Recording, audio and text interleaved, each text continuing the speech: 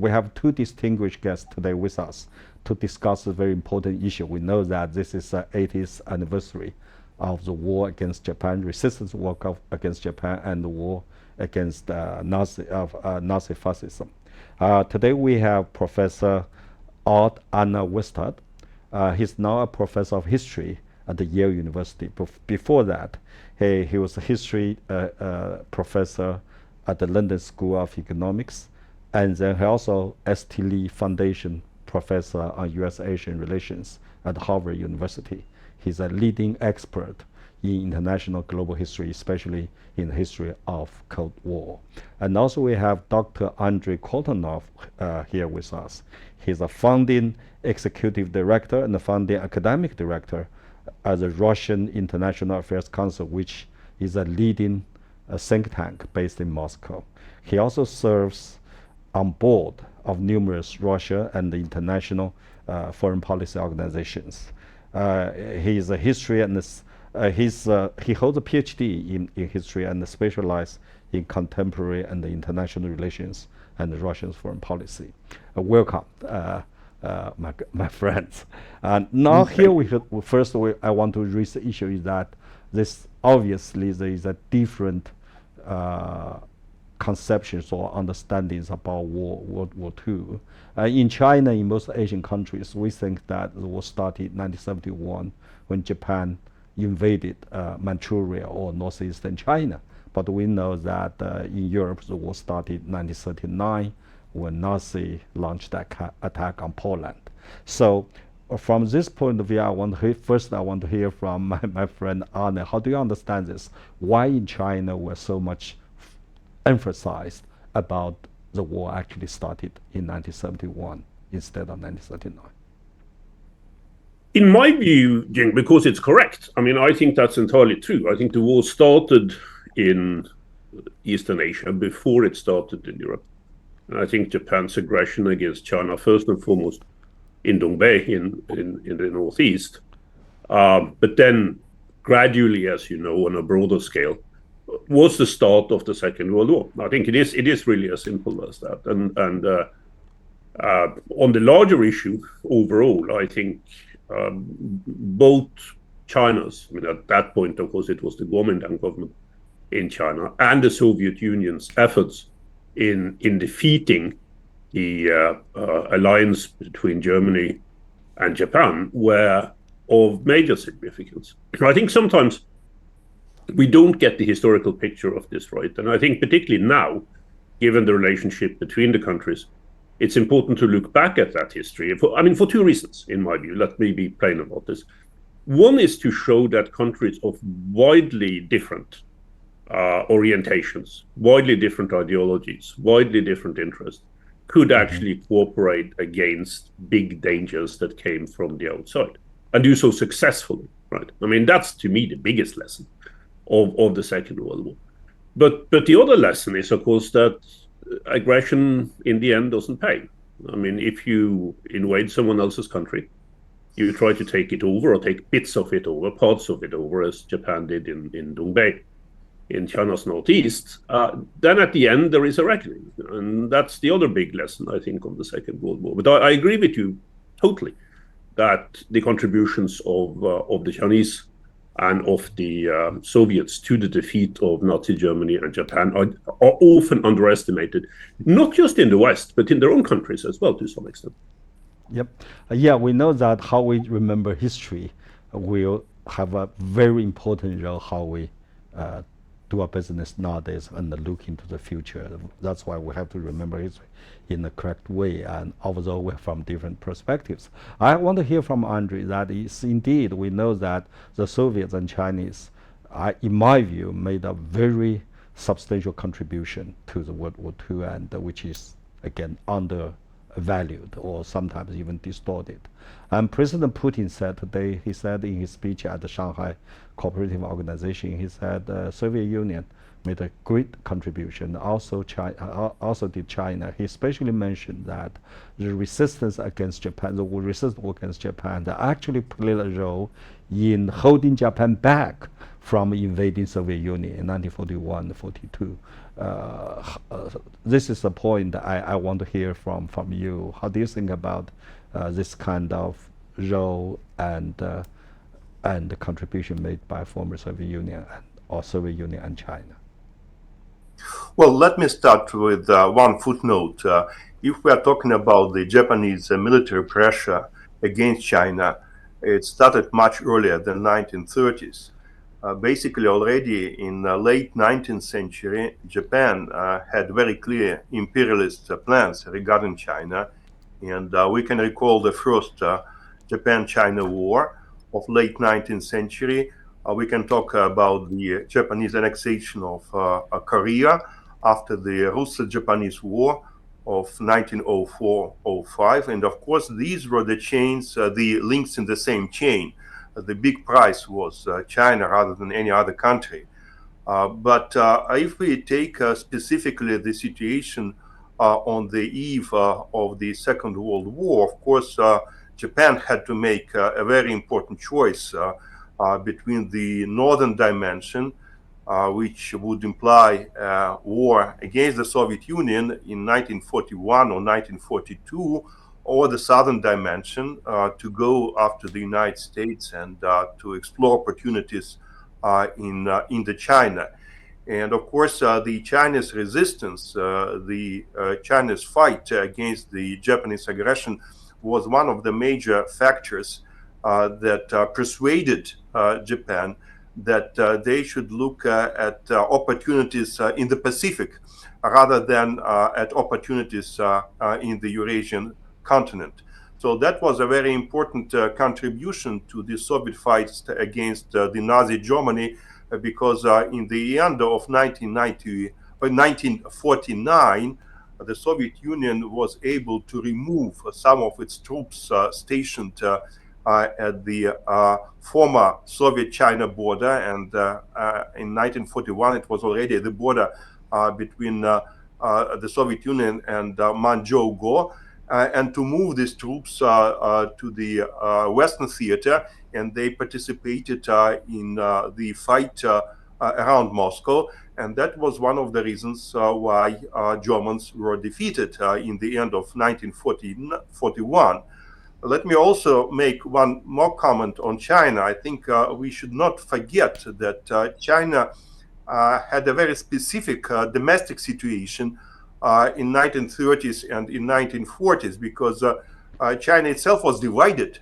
There was a civil war within China, and of course both the Communist Party and Kuomintang had no trust of each other, and they realized that at some point they would have to enter a decisive battle among themselves. So this ability to overcome partisan divisions and to consolidate power in order to resist the foreign aggressor was very remarkable, and in some ways a unique accomplishment of the Chinese political leadership. And indeed, we all remember how the Chinese Communist Party was able to put on hold its confrontation with Kuomintang in order to mobilize forces to fight Japan. So from this viewpoint, the Chinese situation was very different from the situation, be it in the Soviet Union or in the United States or in the United Kingdom, because it was the only major country that entered the Second World War in the state of a civil war. Yes, I agree with you, Andre. I think we should give full credit to the Chinese Communist Party. At that time, they put the nation first to stop, voluntarily stop the civil war, even though it's kind of very bloody war. But the Chinese Communist Party put the nation first and formed a united front against Japanese aggressors. But let's move forward. The impact of the World War II. After World War II was won and Japan surrendered, just like Nazi Germany, unconditionally, we do have some very positive, from my point of view, impact on Asia and the entire Asian Pacific. That is, we have a movement, irrevocable movement of national liberation and independence. So we have a series of new countries has driven out the colonialist, Indonesia, Malaysia, of course India, and Myanmar, and Bangladesh, and so on and so forth, and have this kind of independent new nation countries, which plays, all of them now play a very important role in today's Asia Pacific. Just look at Shanghai Organization's summit today. But we also have some very negative impact. That is Cold War, which two of you specialize in. The Cold War first started in Korea and in Vietnam, has left what we have today. So I want to focus on that. That is why the United States, at the very beginning, really want to settle the account for the war crime committed by the Japanese imperialism, and then change its mind, which lead to the incompleteness, in my view, of the settlement or punishment of the war crimes committed by Japan, and have the situation today. My view is that for whatever reasons, the American leadership at that time messed up the containment against the communist forces and the national movement, especially in Vietnam. That is a very good example. I want to focus on this. That is, what kind of impact, legacy, this Cold War in Asian Pacific left to us from today's point of view. Why we can argue, from my point of view, a lot of problems we face nowadays in Asia Pacific actually from that moment. And I want to start it with Arne, because you're the leading expert on Cold War, especially in East Asia. Oh, it's funny, Jing, I actually wrote many years ago, yes, 40 years, my dissertation on the transition between the anti-Japanese war and the Cold War in East Asia. So I dealt with that particular period of time from 44 to 46. So I agree with you that in the end of the war, as the end of most wars, was a very messy affair. I mean, it was really, really difficult to come up with a transition over onto some kind of peace solution. I mean, China, of course, almost immediately entered into another period of civil war. Even before, in many ways, Japan had capitulated. The relationship, as you know, between the Kuomintang government and the CCP, the Chinese Communist Party, had broken down, and there was a vicious civil war that followed, which ended with the Kuomintang then being thrown out and going to Taiwan, where they persisted under American protection, and the Chinese communists taking over the mainland. So under those circumstances, it was very difficult for China to have much of an immediate impact on what happened after the war ended. And I think you're absolutely right about the broad trend here. I mean, the broad trend was towards national liberation of various sorts from colonial regimes. I mean, in South Asia, in Southeast Asia, this had been underway. I mean, as Andrei quite correctly reminded us, I mean, these bigger trends had been underway for a very long time. But wars, as they have a tendency to do, then became the means by which these long-term developments actually came to fruition. So by the early 1950s, you have a situation where you have a lot of formerly colonized countries, post-colonial countries, that really come to the forefront of international affairs in Asia. And I also entirely agree with you that the United States did not handle that transition well as the most powerful part of the region. I mean, the Soviet Union didn't handle it well either. I mean, by ending up with a Stalinist dictatorship in North Korea, parts of the elements of which have lasted up to today. But the United States had more of an influence on this, and could have had more of a positive influence on this than I think it had overall. Vietnam is, of course, the worst example of this. But even the situation in South Korea, U.S. links with Taiwan, which then went on to poison relations with mainland China for a generation, and the post-war settlement in Japan. I'm less critical than you are of what happened in Japan when the war was over. I think it's quite clear to me that if you look back at this from today, Japan, as to a lesser extent than Germany, haven't been a broad realization of what led these two countries into the disasters that they caused in the middle part of the 20th century. But if you look at the transformation of Japan overall in terms of Japanese society and Japanese politics from what it was in the early part of the 20th century, I don't think you've seen more of a profound transformation of any society and any state.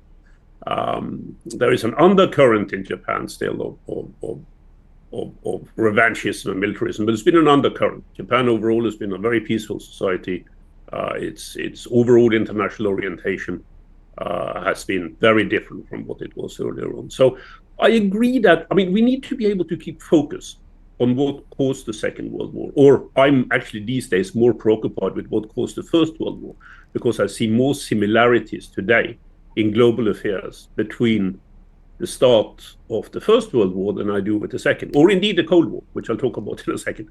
I just written a new book that's coming out here in America towards the end of the year and elsewhere, where I do a more detailed comparison of international affairs at the beginning of the 20th century and at the beginning of the 21st century.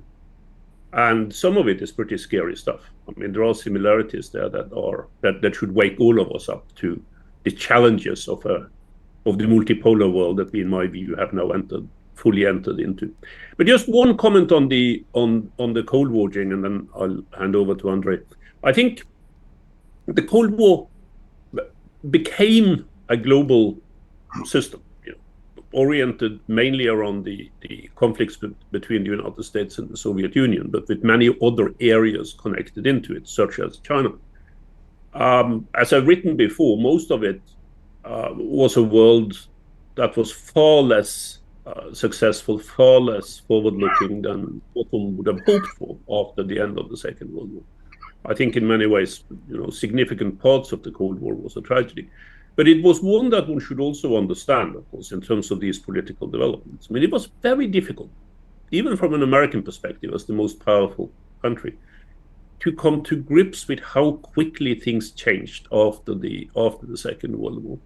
And of course, with Stalin's policies in the Soviet Union, it was very difficult, I think, from an American perspective, or from a Western European perspective, to understand that it might be possible to have a more stable foundation for the peace. There were reasons why these countries were so worried about what had happened in the Soviet Union when they looked at the whole period going back to 1917. So maybe we could call it a predictable tragedy. I don't know. I don't know where I am really with regard to the origins of the Cold War anymore. I've written a couple of books about that too on a global scale. But I do think we have to learn from it. I don't think the situation we're in now is comparable to the Cold War. And I've said this often in China, and I've said it often in Russia when I still could go there. I don't think that's the main comparison. We can learn from the Cold War, not repeat the mistakes. We can also learn some positives from the Cold War in terms of how the United States and the Soviet Union, after all, towards the end, managed the differences between the two of them. But the world now is not a Cold War world. It's not a bipolar world. It's not a world between two entirely different social and economic systems. And that's good news. The bad news is that it looks to me much more like the world of the late 19th and early 20th century, with broader conflicts, broader rivalries between many great powers that also need to be managed. They cannot be managed like we did during the Cold War, but they have to be managed, or the result would be disaster. Yep. Yeah, and I agree with you. This has to be managed, and we're going to talk about that later on. But here I want to make 2 points. First, I agree with you that nowadays the situation, the competition between United States and China, even between United States and Russia and the collective West, like Ukraine war, is not Cold War, because the Cold War is fundamentally based on ideological confrontation. Is it communism or capitalism? This is non-existent in today's world. I do not believe that U.S.-China competition is based on ideological confrontation, even though during the Biden administration, they try to make it that way. The second point I want to make is that from China's perspective, I think China compare to the West, to the treatment against Germany. China's treatment towards Japan from China's point of view is quite generous. millions of Japanese prisoners, war prisoners, or ordinary people, has been returned to Japan peacefully, safely, and both KMT government, Kuomintang government, and the Communist government have let go the payment Japan's supposed to pay for China, which is enormous money, and China always tried to look forward. But the problem that bothers Chinese, the leadership as well as ordinary people, is that for three reasons. The first and foremost, that right after World War II, in less than 5 years, United States changed its mind, has a counter purge, we all know, let go all those criminals from the prisoners. For example, Abe's grandfather, a war criminal A, will become prime minister, and with policies like that. So that's why there's a kind of punishment we said is incomplete. And second, because of Cold War, Japan is let even Japan fully reflected what it has done to China and other countries. Japan's go back on, like you said, return to be a normal society. And the last but not the least, of course, administration after administration, Japanese government refused really to apologize in a way the German government apologized to the victim of the Nazis. And I think the reason, of course, there are many reasons we can argue about that. But there's one reason is because the Cold War that makes a situation that in Germany, the Germans has distinguished the Nazi identity with Germans' national identity. There are two different things. So that Germans themselves are victims of Nazis. So they can fully reflect the kind of crimes committed by German Nazi Germans, not by Germans.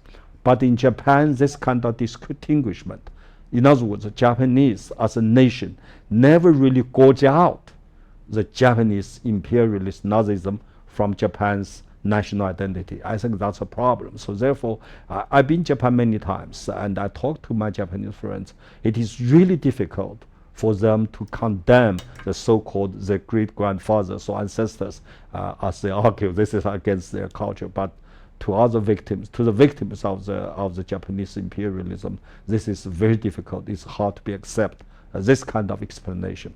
But let's move on. I want to get to one point from Andrew's point of view about the legacy of Cold War, because indeed Cold War started between Soviet Union and the United States.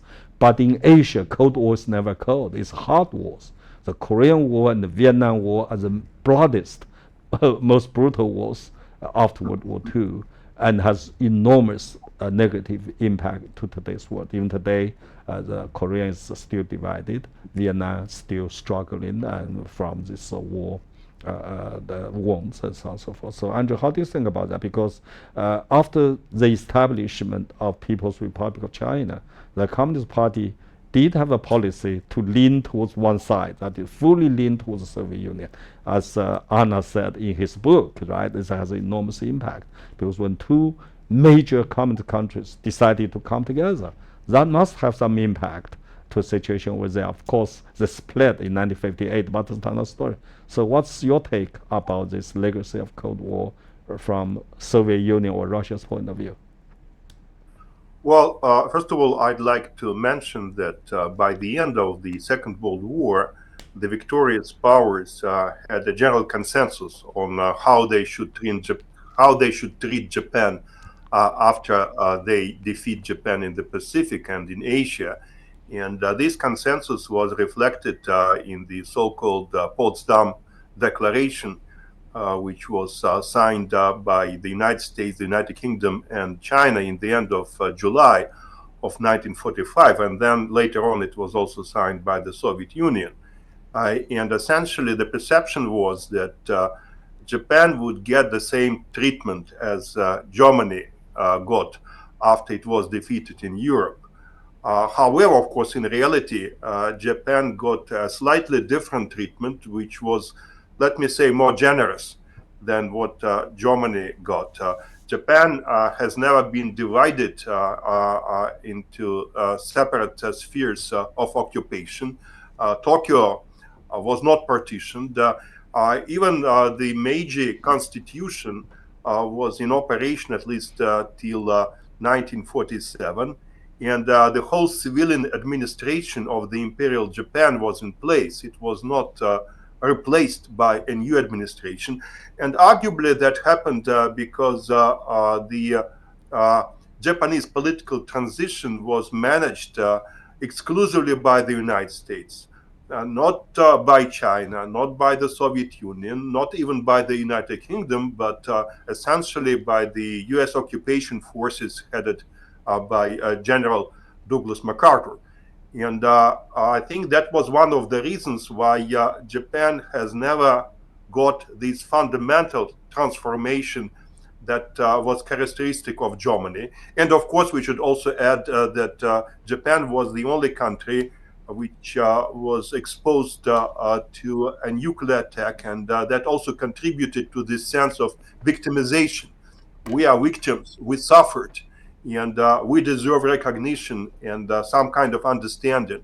I think this is something that we should keep in mind when we look at how Japanese consider their country's role in the Second World War. And of course, for the Soviet Union, it was particularly sensitive because in Japan, many still believe that the Soviet Union violated the pact that it signed with Japan, and that instead of mediating the conflict, the Soviet Union joined the enemies of Japan in order to defeat it.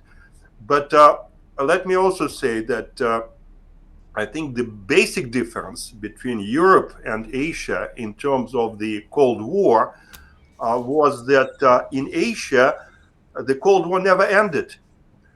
There was no single date which we can take as the end of the Cold War in Asia and in the Pacific. There was no anything like the Paris Conference of 1990, no charter on New Europe that would be applied to Asia. And in a way, we can argue that we still live in a kind of quasi Cold War situation in Asia. So though we can no longer get feared of major conflicts like the Vietnam War or the Korean War, and I think that in Asia they really appreciate peace and stability. So many crises that we saw in Asia never escalated to the level of a large conflict after the end of the Vietnamese War. But nevertheless, there is no institutional framework to put an end to the Cold War in Europe, to put a Cold War to the end of the Cold War in Asia, like in Europe. For instance, there is no mechanism that we can consider as an Asian version of OSCE.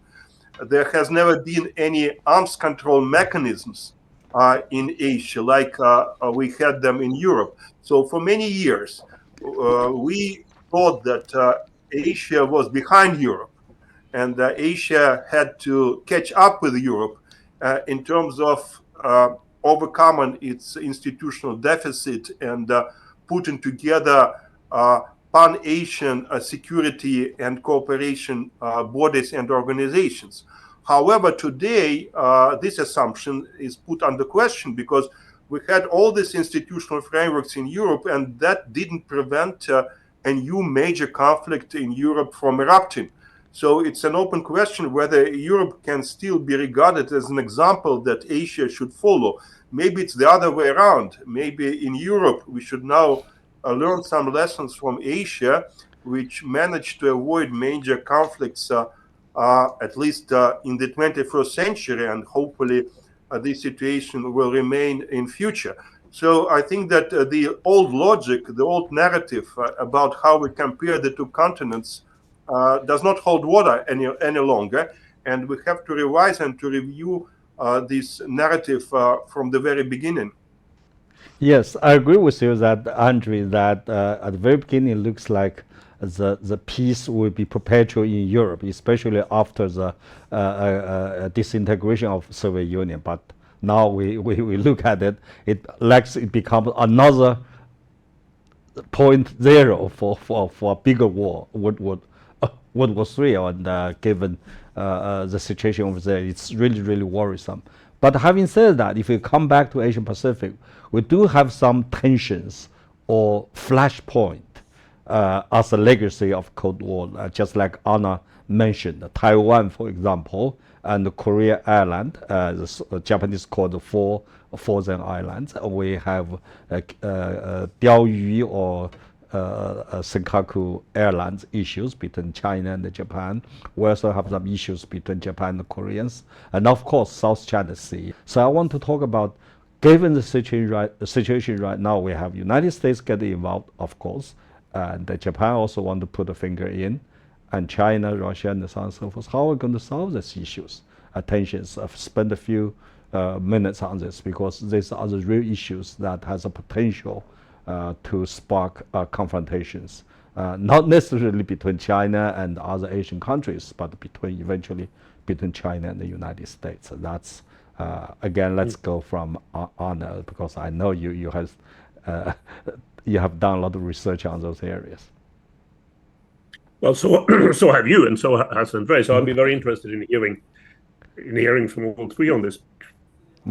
Yeah, I mean, I found Andrei's last comment to be really interesting. I think that is to some extent true. And if you look at the situation in the early Cold War, so when the Second World War came to an end, it is in many ways a surprise that over a period of time, with of course some very vicious wars, Chinese Civil War, the war in Korea, the war in Vietnam, the general trend in Eastern Asia was towards some level of peace and stability. While Europe, at the end of the Cold War, a time that both Andrei and I remember very well, and I remember meeting him in Moscow just as the Cold War was coming to an end, seemed to have moved in the opposite direction, right? I mean, there are some people who, at least up to recently, were talking about the great East Asian peace, lasting for a long period of time without warfare, basically after the brief Sino-Vietnamese war at the end of the 1970s, no further warfare of that kind within the region.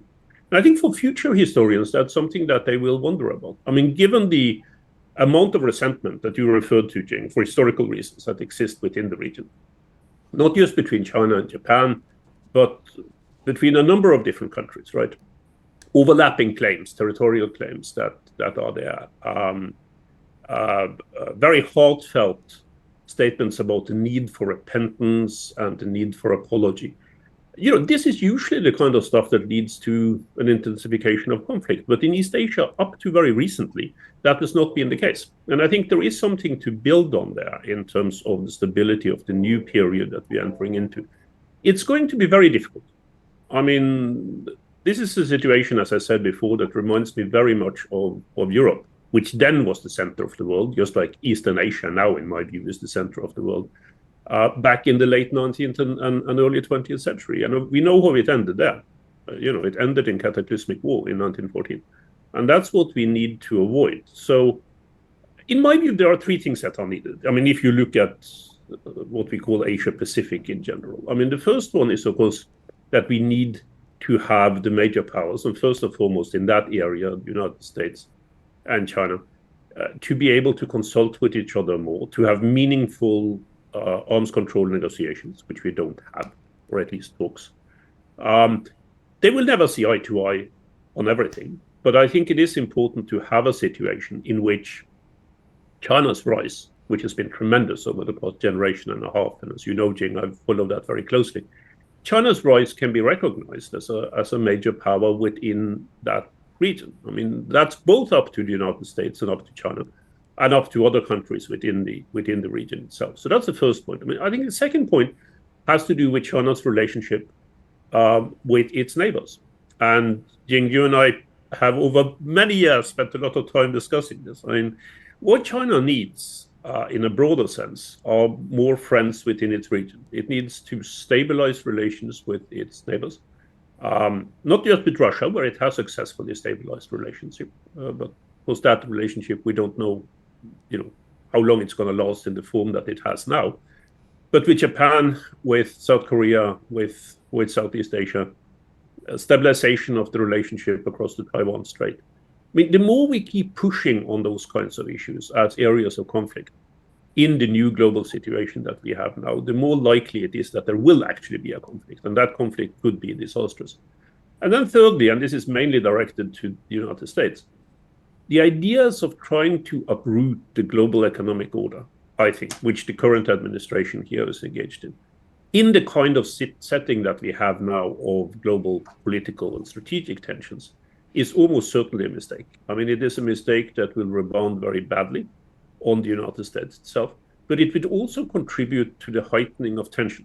And again, there is a direct parallel with the world before 1914, where we moved from the first successful globalization era of the late 19th century to trade wars, tariffs in the early 20th century. Now, these didn't produce war, but they contribute to the heightening of tension that then, when a crisis came along, led to global conflict. So we have to bear all of these things in mind at the same time. It's difficult, but we have to do it, because the result, if we don't, would be quite disastrous. Yeah, I agree with you that China, as China is rising, China has to keep in mind that the countries, every one of them around China, except Japan maybe, has a history of being colonized or invaded by strong powers. So it's in the history DNA that a powerful country would bully them. Either talk about Indonesia, Malaysia, Vietnam, and so on and so forth. So as China getting stronger and stronger and more powerful, of course, they want to have some kind of balance, at least where the security is on the line. China has to be very careful to understand the mindset, the kind of warrior of those countries around China. That's the first point I want to make. A second one is that if you look at the China history, I think that rationally speaking, China does not against any country to develop good bilateral, friendly bilateral relationship with any other country. China's point is this: if this bilateral relationship, for example, the US-Japan alliance, is targeting China, that is a major purpose for this bilateral relationship, you call it an alliance or partnership, whatever, is targeting China, then China will not take that easily, because that's against China's interests.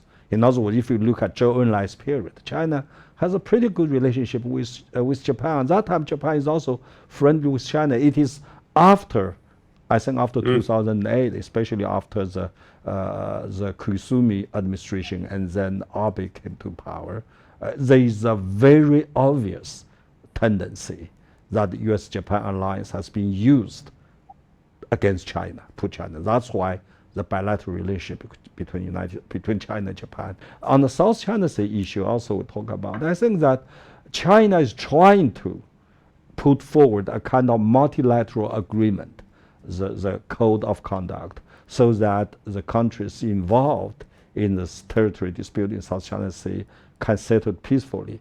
Let's keep in mind, China is the biggest country in this dispute, but China is the only country that recognizes there is a dispute.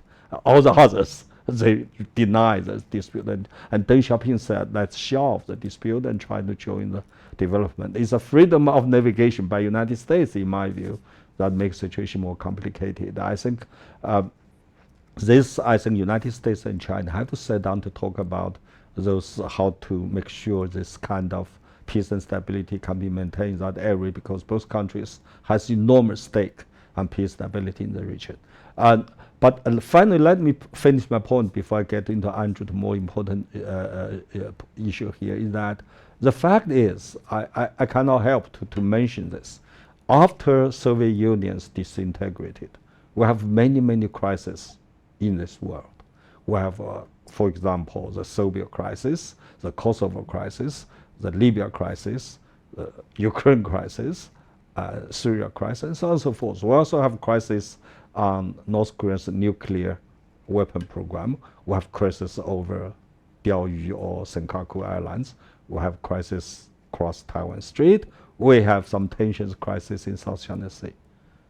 But the fact is, all those crises in which China has played a major role, not a single bullet has been fired. So far, so good. Lucky us. But all the crises handled by United States and the collective West, every single one of them ended up in a war. I think that there must be something in it.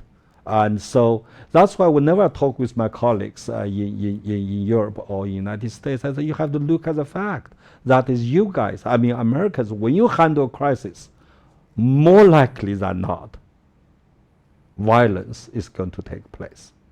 But when China played a role in the so-called crisis, and peace is there. I'll give you another example. Between China and India, the tension on the borders, the tension goes so bad that both sides use stones, use sticks, use fists to fight against each other. But every one of them getting into the fight has a gun at their back, has a modern weapons, but they hold their fires.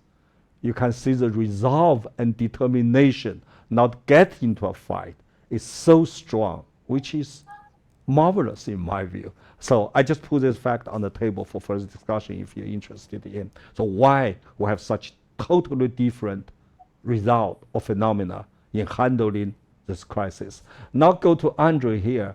I want to ask you two questions about Cold War, and I think still have a lot of impact or implication to us. Number one is the division of Korean Peninsula, which we know that North Korea seems to already have nuclear weapons, which does not serve anybody's interest except Pyongyang's, maybe.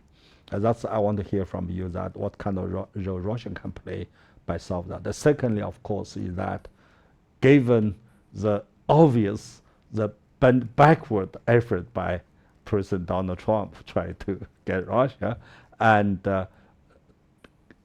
to what extent do you think that Russia can stop the war, normalize relationship first and foremost with the United States, and make it a positive rather than negative impact or contribution to the peace, especially to Asia Pacific? Of course, we don't want to talk about Ukraine war. That will get us another 2 days to talk about it. I just want to talk about this kind of effort by Donald Trump to have a rapprochement with Russia on Asia Pacific. Well, let me first start with the Korean Peninsula. And of course, if you put yourself into the shoes of North Korean leaders, they can say that nuclear weapons is the only reliable security guarantee that they have for the time being, and they cannot drop it. I think that it would be extremely difficult to enforce denuclearization on North Korea under the current political circumstances. It is in their constitution. It's a matter of national pride. It's a matter of stature. It's the main reason why the United States, especially Donald Trump, might be interested in talking to North Korean leaders. So it doesn't mean that one should recognize the nuclear status of Pyongyang. I think that nobody is ready to do that, and nobody will be willing to do that. But we should look at the denuclearization of the peninsula as a long-term process, as something that we should start working on and take an incremental approach to. That means that denuclearization is important, but peace is more important. And peace depends on whether North Korea feels that its security is not compromised. I think it's a sincere concern. It is something that we should not simply brush off. It is something that we should work on. And definitely it's about confidence building measures. It's about mill to mill. It's about information sharing. And it's about incremental steps. For instance, putting some limits on the ballistic missile programs of North Korea, which might imply a more flexible approach by the North Korean leadership than the nuclear dimension. It also means that we should preserve, to the extent possible, a truly multilateral approach to North Korea. Because what I see happening is a very clear trend towards bipolarity in Northeast Asia. We see that the United States is trying to promote a trilateral military political alliance together with Seoul and with Tokyo. And of course, this move produces a counter-reaction from the East. It implies that there'll be more military cooperation between Beijing, Moscow, and Pyongyang. And though I don't think that anything similar to the trilateral US, Japanese, South Korean alliance can emerge between Russia, China, and North Korea, but we might see more bipolarity, which I think is very dangerous. That's why, for instance, I have always been a champion of the trilateral China, South Korea, Japan dialogue. I think that this dialogue, which resumed last year, is an important counterbalance to this trend towards bipolarity in Northeast Asia. I don't think that we have any ideal solutions to the North Korean problem. I think it will take time.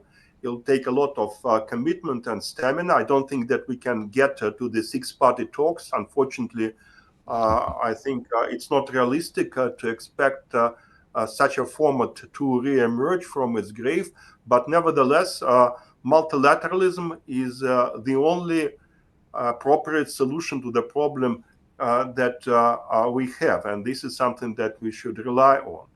Now, speaking of Donald Trump and his attempts to reestablish relations between Washington and Moscow, I think that it would be only natural for Russia and the United States to restore some of communication lines, to get back to the diplomatic relations as they should be.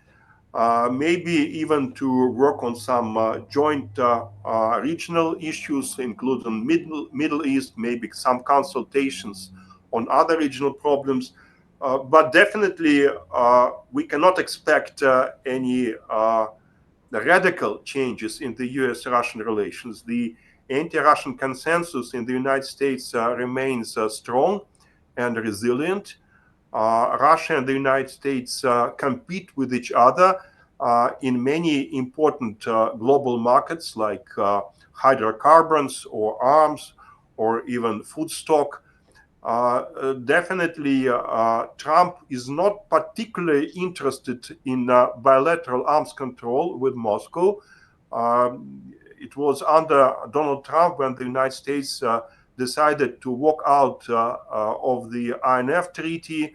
And Trump, the first administration of Trump was not particularly committed to looking for the new START agreement extension. So there are doubts about whether arms control can remain the skeleton of the bilateral relationship, the backbone, what we have. And I think that we have not yet found an alternative to arms control as the foundation for relations between Moscow and Washington. Yeah, I think Donald Trump has his own mind, and nobody can really predict what he thinks. But at least he's put forward this effort, which, frankly, I don't think, I agree with you, can achieve any substantial result in the near future or in the foreseeable future. Let's get to the point Anna just made. I think I have to emphasize this. That is, China is such a rising power. China has to really be careful that do not cast a negative shadow of a powerful country in the neighborhood. And this comes to the point that we really want to get for today. The last point we want to discuss about is this celebration of victory by a parade, a very high-profile parade, a phenomenal parade. Anna, from your point of view, since you're sitting in United States, and from your point, what's the outside world, especially the West, United States, how they look at this parade? What's the purpose? What is the significance of doing that? What is the message from your point of view that Chinese leadership want to send out through this parade, which, of course, in China, I can tell you it's very inspiring. It's very kind of make people feel really good. But from your point of view, how do you look at it?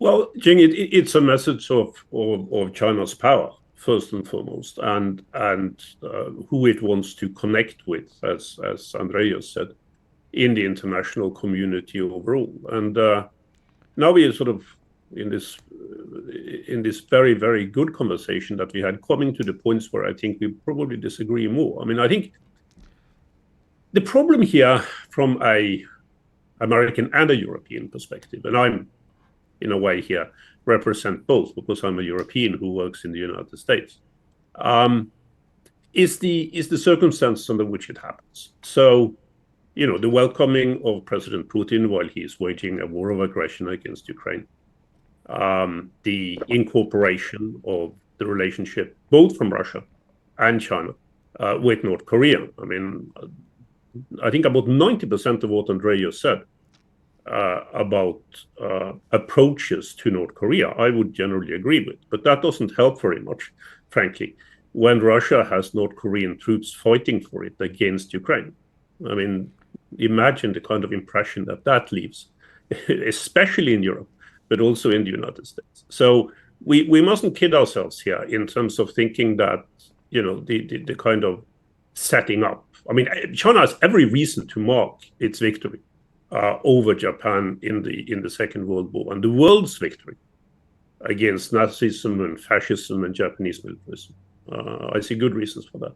But one has to think about the circumstances. And the circumstances which really worry me is that we're entering into this phase of intensified multipolar competition on a global scale. I don't think we can avoid that.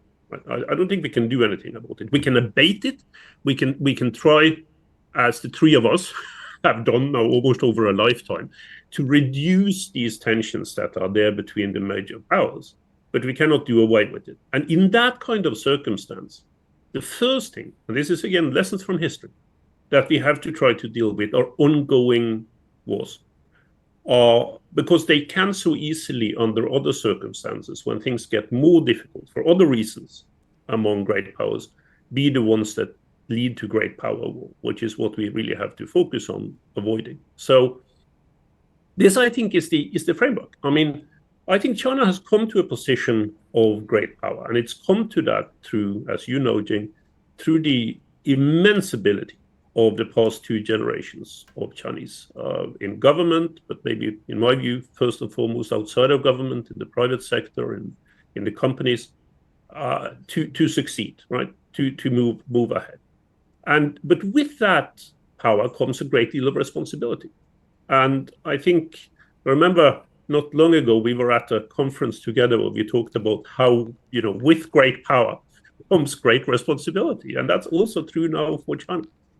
So the impression that has been spreading in the United States, but maybe first and foremost in Europe, of China being a backer of Russia in its attempts to take over sovereign Ukrainian territory, is something that I think will create difficulties in the future. I mean, not just with regard to the Ukrainian war, which I hope we would be able to settle, but in a broader sense, right? We need to get away from this kind of conflict and over onto thinking about, the Russians and the Chinese like to use the term root causes of the war in Ukraine. I think we have to think about the root causes of the current international system and the way that it has developed more and more towards confrontation. And we need to look at each of these potential conflicts in the future.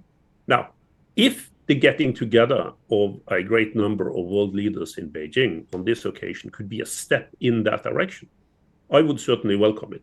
But if we don't get to grips with these things, then I fear that the problem will remain. I mean, one will have meetings at the highest level, but without being able to deal with some of these conflicts that are ongoing in the world. And I should notice, it's not just Ukraine. It's also the conflicts in the Middle East.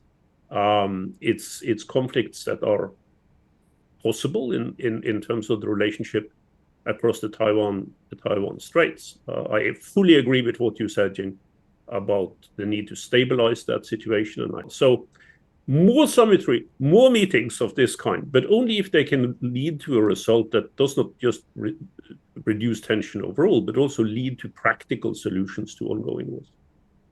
Yeah, I agree with you that we need to reduce all those tensions because it's potentially very dangerous, especially in the year with the major power competitions getting more and more even-handed. We don't really have a kind of hegemony situation right now. At least even Donald Trump does not think that way. But I want to make one point from China's point of view about this China-Russian relationship. China and Russia has a normal business relationship. They do business. China buy a lot of energies and agricultural products from Russia.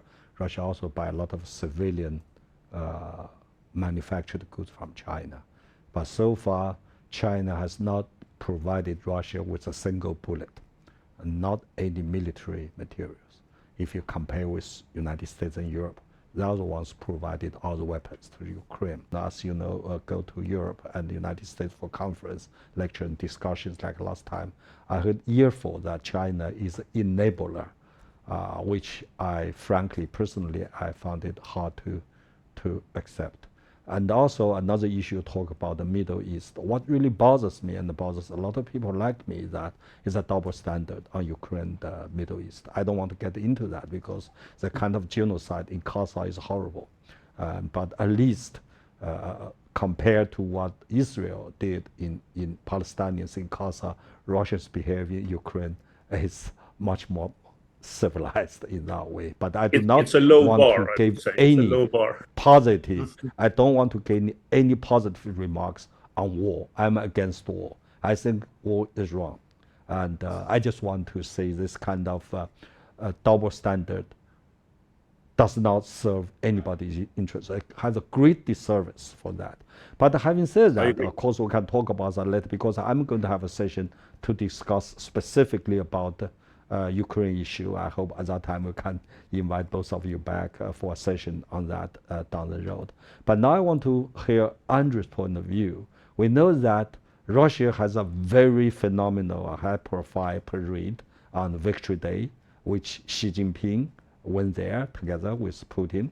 And now the favor is returned. Putin is invited back to participate in the parade by China. So you also heard about Anna's worries and his concerns there. So what's your point of view on this parade, which is such a phenomenal thing? Well, please. Let me say that for Russia, these large military parades are arguably more typical than for China. We have such a tradition, and this tradition was established many, many years ago. And it's not surprising that every year you'll see a display of the Russian military might on the Red Square in Moscow.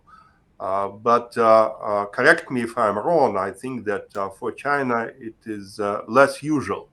And this parade in many ways is exceptional. And if you look at from the Russian viewpoint, you can say that this parade might be interpreted as the China's recognition of the change in currency of power in the international system. And if I allow myself a very small lyrical digression, I would say that there are two views on the current trends in the international system. The first view is that what we see right now is just an aberration of history, that very soon we will see globalization processes getting back. And we will see more soft power, more non-military mechanisms that would define the status of countries within the international system. And the second viewpoint, which I think is shared by many people in Moscow, that we are entering a long period of conflicts and arms race and nationalism and protectionism. And in this system, military might will be the ultimate currency of nations. And I think that many in Moscow, when they look at the military parade in Beijing, make the conclusion that Chinese finally accept the same view, that it's not just about the Chinese economic might, not just the Chinese soft power, which matter and which will continue to matter within the international system. China has to pay much more attention to its military capabilities, to its power projection capabilities. And this parade is a manifestation of this increasing China's abilities to use this hardcore power within the international system. It does not imply that China is looking for fighting a large war, but in terms of deterrence, in terms of what China is ready to do in order to deter a possible conflict in Asia or in the Pacific, this is an important symbol. Whether it is right or wrong, I think it's up to you to judge, but I think that many people who watch the military parade here in Moscow as a transmission from Beijing would come to such conclusions.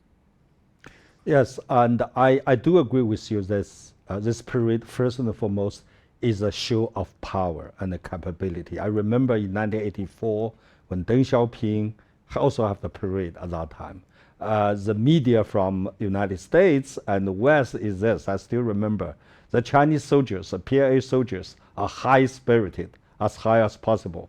But the weapons, the equipment exhibited on the parade are all from museum. I mean, Chinese military equipment is all from museum. It's very backwardness, of course. But nowadays, nobody can say that. And China has the most advanced weaponry exhibited, even more advanced, in my view, than some Western, especially United States. That's a fact. So therefore, again, and let's be honest to ourselves, power, capability does mean something on this. But secondly, I think what we should see that along this parade, China has a serious event. For example, the high-profile movie Nanjing Studio, and the movie about 731 unit of Japanese. I think that one purpose, like we discussed at the beginning of the discussion, is try to set the history straight. That is, the Japanese imperialism committed horrible crimes against China. Over 33 million Chinese people are killed or badly injured, including my own grandfather, who is not a soldier, who is just a businessman, brutally murdered. But anyway, that's bygone. And also to show that China, as Soviet Union, did make a great contribution to the victory, but is undervalued or even distorted. But last, not the least, I think on that part, I'll take President Xi Jinping's words. He said, we do this is to remember history in the right way, but not to foster a hatred, not to foster a kind of revenge mentality. I think that does not work. We cannot go back. We can only move forward. In that regard, my last point that I want to hear from you is that you know that last Shangri-La Dialogue, I mean Shangri-La Dialogue 2024, not this year, the Defense Minister of Dongjun attended that dialogue. He made a very high-profile speech in which he said China will never allow, three never allows. The first one is that China nowadays will never allow the ravages of war to enter Asian Pacific again. After that, we know that last year's exhibition at Zhuhai and a series of show muscles by Chinese military. We know that even went as far, Chinese Navy even went as far as to Australia, following so-called American example, to have some free navigations over there, even have a live military exercise, which of course have a lot of negative reflections from Western media. And Chinese military also been quite, I would say, aggressive in the oceans around China. More specifically, I want to mention that just like we discussed before. Ever since the establishment of People's Republic China in 1949, Chinese topmost leaders, when they go abroad, they never brought a defense minister with them on the trip. But this year, President Xi Jinping did bring defense minister with him to Vietnam, to Malaysia, and Cambodia. And later, when Prime Minister Wang, Foreign Minister Wang Yi visited Indonesia, he also went together with Defense Minister, which is quite unprecedented. There's two plus two. And therefore, this put together about China's commitment for peace and stability in the Asian Pacific. My point is here, that is China, in my view, will never ever invade any other countries or initiate war, because that's not, does not serve China's interest. But Chinese want to show this capability. China does have this resolve and capability to prevent wars in Asian Pacific. That's a commitment for China. That's how I understand it, because you know, we have over 60% of population in Asian Pacific. Almost 55% of economy is in Asian Pacific. After 2008, 70% of growth, economic growth, come from Asian Pacific. If this area remains safe, secure, and peaceful, that is very important for China and also for countries around Asia Pacific. So this is my last point. I want to hear from your two gentlemen. How do you think about this? Again, I know, Anna, you have only 5 minutes to go, and why don't I go? I have less than that, my friends, so I will be brief. But I agree with very much of what you said, and I'm very grateful for this conversation, which has been very enlightening in many ways. We should do more of this.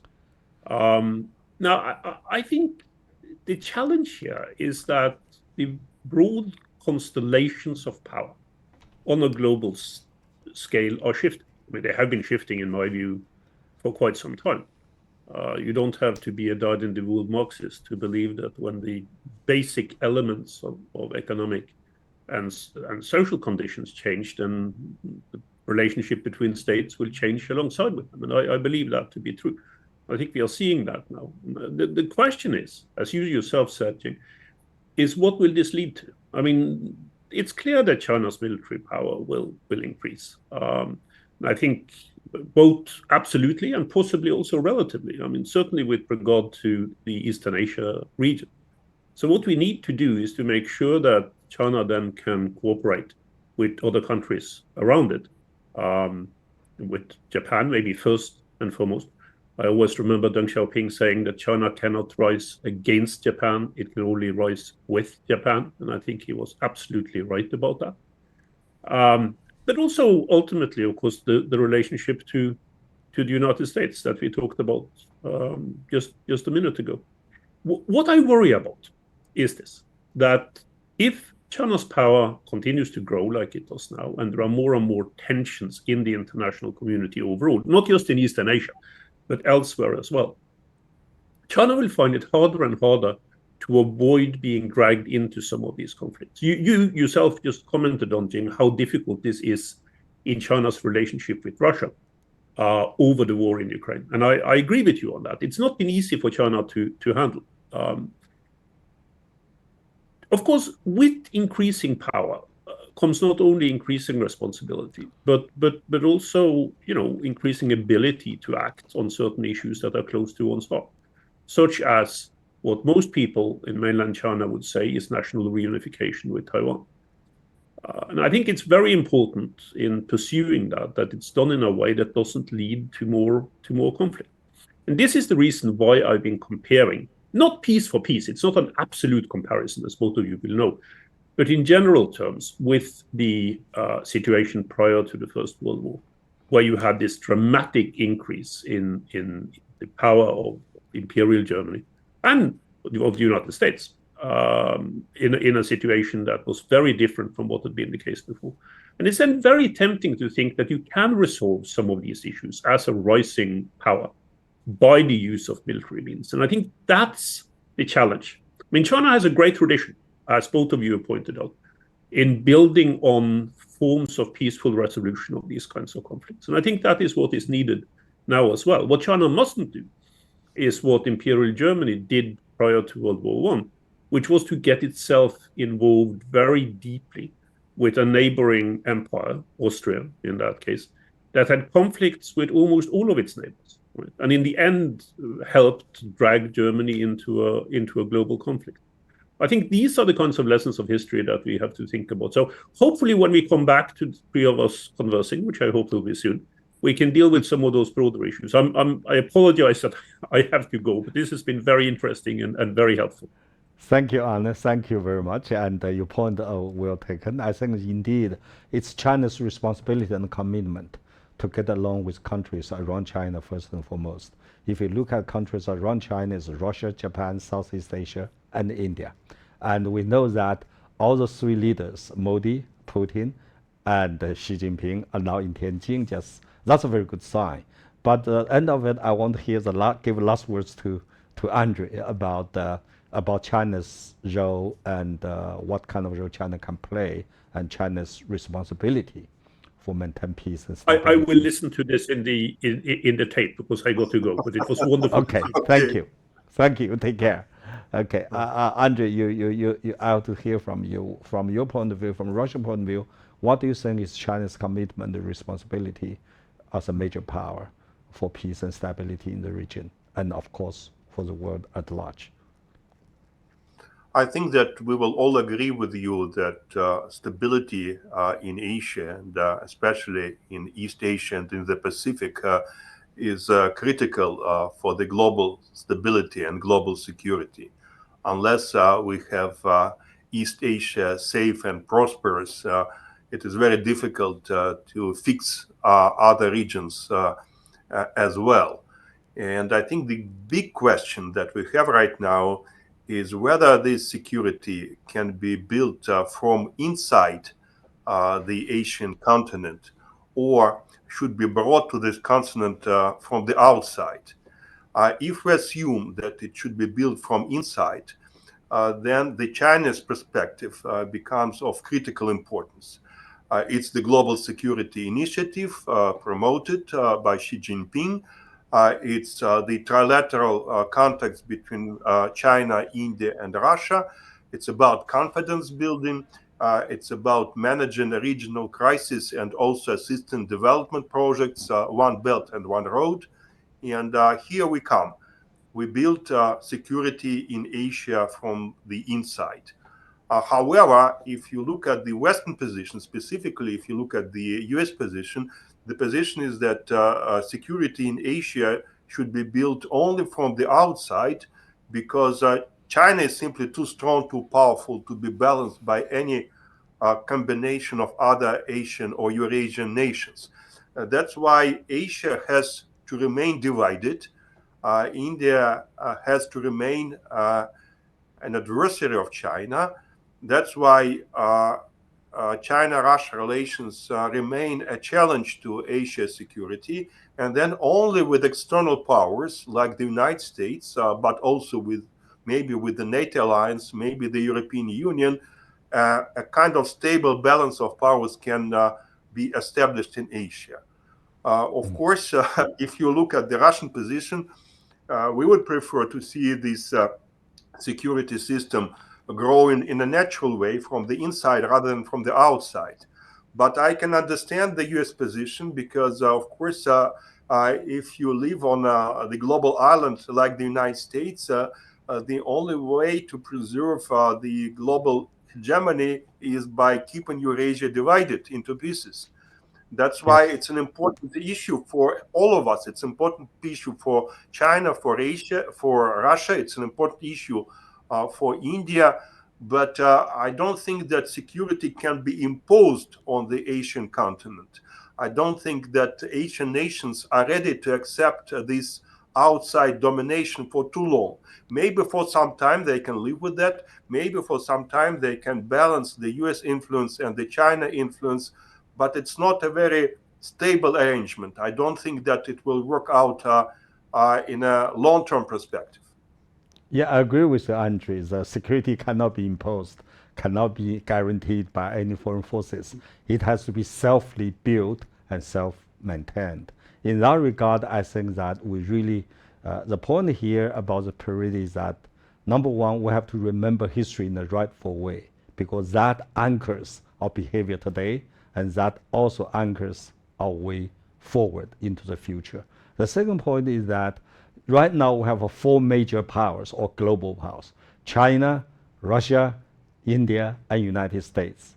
The bad news, of course, we have the United States under the leadership of Donald Trump, still very aggressive, still try to maintain a kind of hegemonic world in which United States can do whatever from a unilateral point of view, unilateralism.